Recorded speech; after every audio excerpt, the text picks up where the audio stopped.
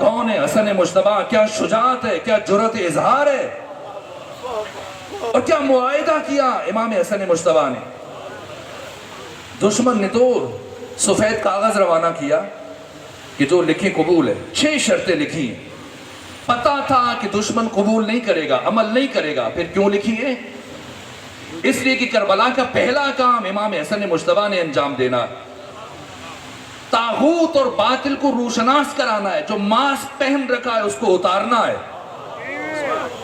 کیا کام کیا امام حسن مجتبیٰ نے؟ پہلی شرط کیا لکھی کہ ٹھیک ہے حکومت رکھ لو، لیکن جن 6 باتوں کا وعدہ کرو۔ پہلی بات، وعدہ کرو کہ اب کے بعد احکام خدا اور سنت رسول پر عمل کرو گے۔ یہ کتنا بڑا تماچا ہے، صاحبان معرفت سمجھ سکتے کہ اب تک تو نے کتاب خدا اور سنت رسول پر عمل نہیں کیا، آج اگر تمہیں حکومت دے رہا ہوں تو اس شرط پر کہ اب کے بعد اس پر عمل کرو گے۔ اور دوسری شرط کیا رکھی؟ تو کہا، فرمایا کہ وعدہ کرو کہ تم اب کے بعد میرے پدر بزرگوار علی ابن ابی طالب پر ممبروں سے لعن طعن نہیں کرواؤ گے، گالیاں نہیں دلواؤ گے۔ آج کا جاہل ملا اٹھتا ہے اور ایسے بے وزن نعرے بناتا ہے کہ علی اور فلاں بھائی بھائی۔ امام حسن مجتبیٰ نے دشمن سے لکھوا کر، دستخط لے کر تاریخ میں ثبت کر دیا کہ جو مسلسل ممبروں سے کئی سال میرے بابا پر لعنت کرتا رہا ہو وہ میرے بابا کا بھائی نہیں کہلا سکتا۔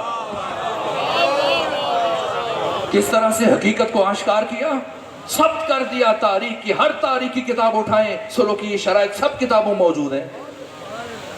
تیسری شرط جس سے کربلا کے لیے ذخیرہ کیا تاکہ میرا بھائی حسین آخری معرکہ لڑ سکیں، کچھ افراد ہو، کچھ ایسے صحابی بچ جائیں، کچھ ایسے مخلص اور باوفا اور باصفا افراد بچ جائیں۔ فرمایا وعدہ کرو کہ ہمارے شیعوں پر، ہمارے محبین پر، ہمارے اصحاب پر اور ہمارے چاہنے والوں پر ظلم نہیں کرو گے، انہیں قتل نہیں کرو گے، اور جو حقوق تم سب کو دے رہے ہو پوری اسلامی دنیا میں، شیعیان علی کو ان سے محروم نہیں رکھو گے۔ اور پھر 5ویں شرط کیا رکھی؟ فرمایا جب تک تم زندہ ہو حکومت کر لو، لیکن تمہیں اپنے بعد اپنا ولی عہد منتخب کرنے کی اجازت نہیں ہے۔ اگر میں زندہ ہوا تو میں خود حکومت کروں گا، اور اگر میں نہ رہا تو میرا چھوٹا بھائی حسین ابن علی حکومت کریں گے۔ حسن مجتبیٰ دیکھ رہے تھے کہ دشمن سے ان میں سے کوئی ایک شرط پہ بھی عمل نہیں ہو پائے گا۔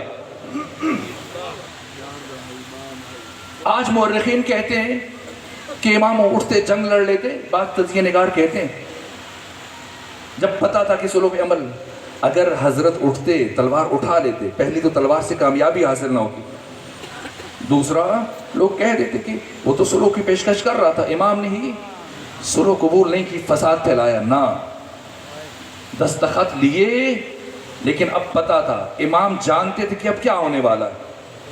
صحابات میں یہ کام ہوا، سلو نامہ مقام صحابات پر تحریر ہوا، امیر شام نے سگنیچر کیے، اور جیسے ہی پہنچے اب نخیلہ میں، اور شام اور کوفے کی فوجیں ایک دوسرے میں داخل ہو رہی تھی، اس موقع پر امیر شام فراز منبر پر آیا اور تقریر کی، خطاب کیا، اہل عراق اگر تم یہ سمجھ رہے ہو کہ میری جنگ تمہارے ساتھ نماز کی وجہ سے تھی، روزے کی وجہ سے تھی، حج و زکوٰۃ یا احکام اسلام کی وجہ سے تھی، تو ہرگز نہیں، میری جنگ حکومت اور اقتدار کے لیے تھی جسے آج میں نے حاصل کر لیا، اور جہاں تک ان شرائط کا تعلق ہے جو امام حسن مجتبیٰ کے ساتھ میری طے ہوئی ہیں تو میں نے اپنے پاؤں کے جوتے کے نیچے رکھتا ہوں۔ پھاڑا شرائط کو اور اپنے پاؤں کے نیچے رکھ دیا۔ امام حسن مجتبیٰ یہی چیز دنیا کو دکھانا چاہ رہے تھے۔ اہل عراق حیرت سے ایک دوسرے کے چہروں کی طرف دیکھ رہے تھے، یہ کیا ہو گیا ہے؟ امام دیکھ رہے تھے کہ کیا کردار ہے، لیکن چونکہ جیسے جادوگر فرعون کے دربار میں، اور جب انہوں نے رسیاں پھینکیں لاکھوں کی تعداد میں عوام جمع تھے، اور جناب موسیٰ پریشان تھے، جب جادوگروں نے رسیاں پھینکی تو موسیٰ پریشان ہے. کیوں پریشان ہے؟ اس لیے کہ موسیٰ بھی دیکھ رہے ہیں کہ یہ رسیاں ہیں, جادوگروں کو بھی پتا ہے کہ وہ کیا پھینک رہے ہیں, لیکن عوام تو اتنا شعور نہیں رکھتے, ان میں تو اتنی بصیرت نہیں ہے. جیسے ہی وہ ان رسیوں کو سانپوں کی شکل میں دیکھیں گے گمراہ ہو جائیں گے. اس لیے امام حسن مجتبیٰ نے چاہا کہ اپنے عصر کے فرعون کے دربار میں جو حقیقت وہ دیکھ رہے تھے اس دنیا کے اس وقت کے مسلمانوں کو دکھائیں. اور امام حسن مجتبیٰ اپنے اس مقصد میں کامیاب ہوئے. جس طرح سے باطل اور طاغوت کے چہرے سے نقاب کو الٹا, ورنہ شجاعت کس اعتبار پہ, جرأت اظہار. اس کے بعد پھر پوری زندگی جب تک آقا زندہ رہے, 10 سال 7 مہینے 25 دن حضرت کا عہد خلافت ہے. 15 جمادی الاول کو صحابات میں صلح نامہ تحریر کیا گیا. 7 مہینے 25 دن حضرت کا عہد خلافت ہے. اس سے بعد سے آپ دیکھ لیجئے تقریباً 20 سال اور 10 سال امام حسن مجتبیٰ کے.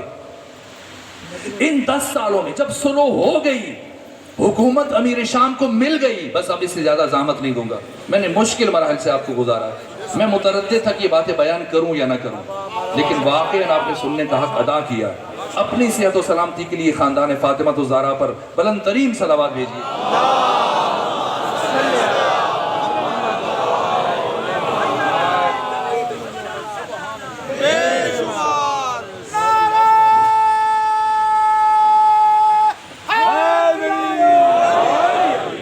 میں نے بہت زحمت کی. اللہم صلی علی محمد وآلہ. یہ مشکل مراحل ہیں, یہ تاریخ کے وہ اوراق ہیں جو بیان نہیں کیے جاتے, وہ بیان کرنے کے لیے بھی ہمت چاہیے ہوتی ہے. لیکن جیسے آپ نے ساتھ دیا ہے, میری جرأت بھی بڑی ہے کہ نہ ان مطالب کو تاریخ کی یہ گوشے بھی بیان کیے جا سکتے ہیں. یہ حسن مجتبیٰ ہیں. اللہ یا رسول اللہ صلی اللہ علیہ محمد وآلہ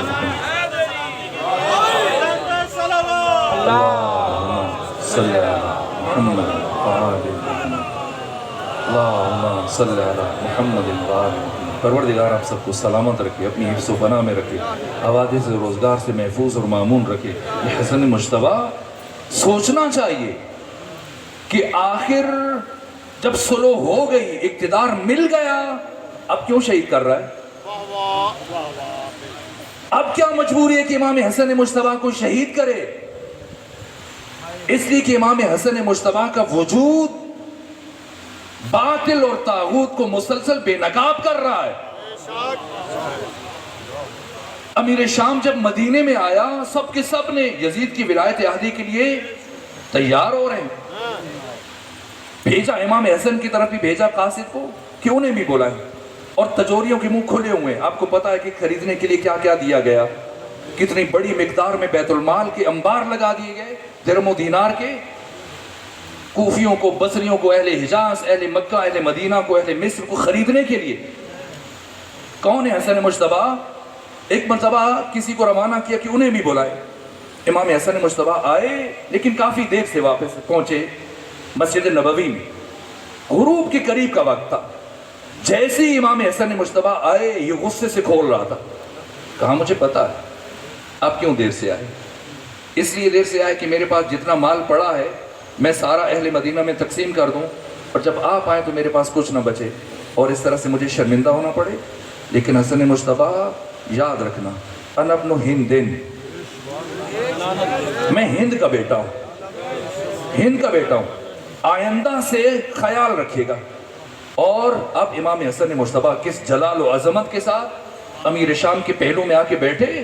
جیسے ہی بیٹھے اس نے دوسرا زبان کا وار کیا, کہا حسن مجتبیٰ انا خیر منکا, اے حسن مجتبیٰ میں آپ سے افضل ہوں, بہتر ہوں.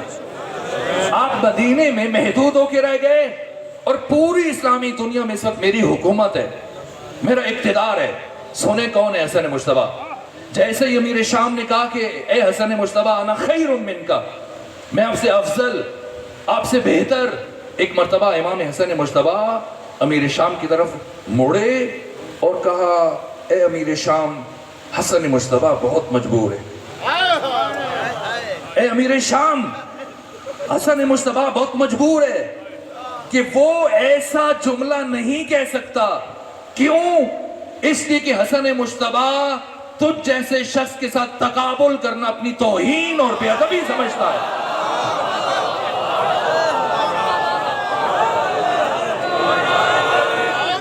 1000 ننگی تلواریں، اطراف میں سپاہی کھڑے ہیں، اور کیا جرأت اظہار ہے۔ فرمایا حسن مجتبیٰ تجھ جیسے ننگے بشریت کے ساتھ اپنا تقابل کرنا اپنی توہین اور بے ادبی سمجھتا ہے۔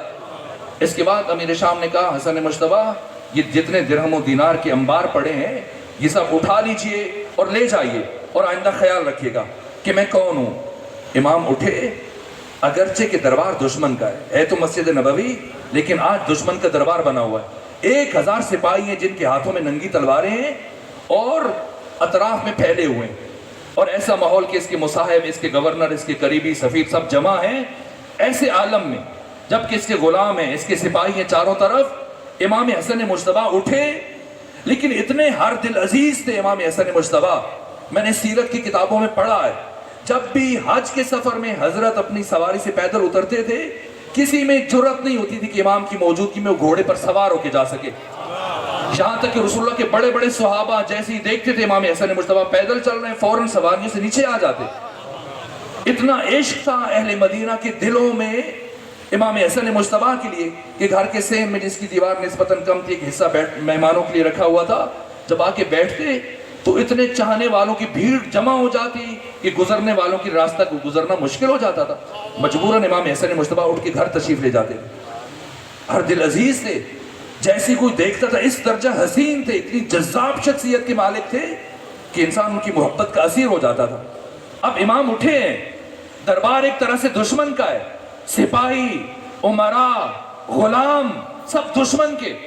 جیسے ہی امام اٹھے، امیر شام کا ایک غلام جلدی سے آگے بڑھا، پہلے امام کا چہرہ بغور دیکھتا رہا، اور جب امام اٹھے تو صورت سے بڑا آگے اور جا کر امام کی جوتیاں سیدھی کرنے لگ گیا۔ اور جیسے ہی اس نے امام کی جوتے سیدھے کیے، امام اپنے پاؤں کو اپنے نالین میں لے کے گئے، اور اس کے بعد اس غلام کی طرف دیکھا اور کہا یہ جو مال پڑا ہے اٹھا لے، یہ تمہاری اجرت ہے۔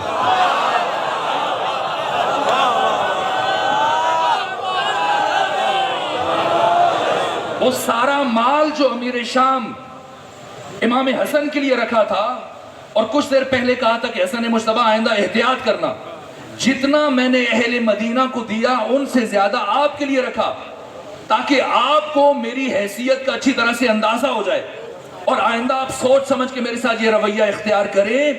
وہ سارا مال امام حسن مجتبیٰ نے امیر شام کے ایک غلام کو صرف جوتیاں سیدھے کرنے پہ عطا کیا، اور اس کے بعد پلٹے امیر شام کی طرف اور فرمایا سنو امیر شام، آئندہ تم بھی احتیاط کرنا، اگر تو ہند کا بیٹا ہے تو میں فاطمہ زہرا کا بیٹا ہوں۔